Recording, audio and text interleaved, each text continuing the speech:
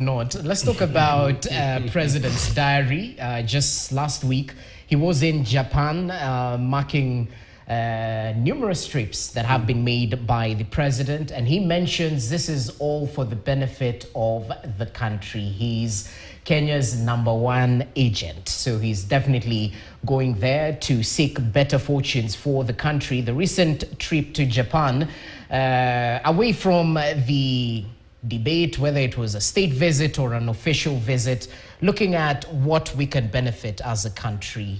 Is that trip quite important to Kenya and our economic situation as it is right now? Dismiss briefly. Yeah, absolutely.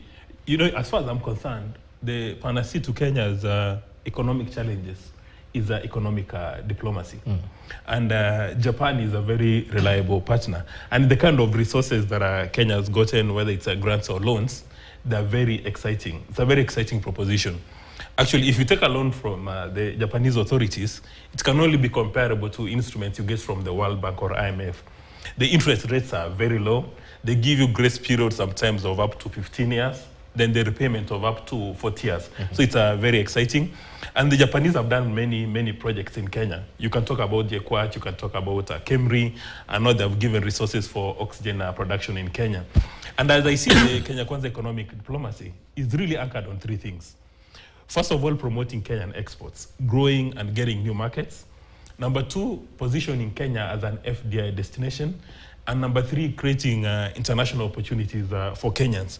You remember we've had a conversation around this, that let's send any talent in Kenya that wants to go and do business in Japan or China, let them go. So that at some stage you've got a Kenyan DNA or footprints spread all over the world.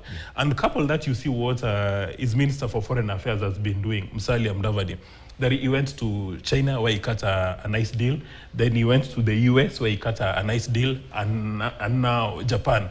And this shows that with all this economic diplomacy, it's beginning to bear fruit. It's beginning to give us dividends. Right. And in my view, this is something we must encourage them to do. And the point that Nyaribo raised, and he said that I wouldn't support it, about these various leaders meeting. In my view, they can have a cup of tea every single day, because they're having a cup of tea in the interest of morale. You remember retired Chief Justice Maraga wanted to have a meeting with President Kenyatta. President Kenyatta was not available. And the Kenyans said, wait a minute, President Kenyatta, you have no time for a cup of tea with Justice Maraga. Even to the extent that Maraga was doing a news conference outside his office, he would attend public rallies and say that he's made to walk for a distance, or his seat is not in a prominent place, throwing tantrums. And here comes Justice Koome, who says, I'd like to have a meeting with President Ruto. President Ruto grants the meeting, and then the same Kenyans say, wait a minute, why are you meeting? What are you talking about? And you see, the meeting was not held in secrecy. Because I saw the Chief Justice was accompanied by senior officers from the judiciary. The same thing happened with President Ruto, and also from the Speaker. So in my view, and as he said about corporate governance, if these meetings are serving Mura's interest, we must support them to the hilt.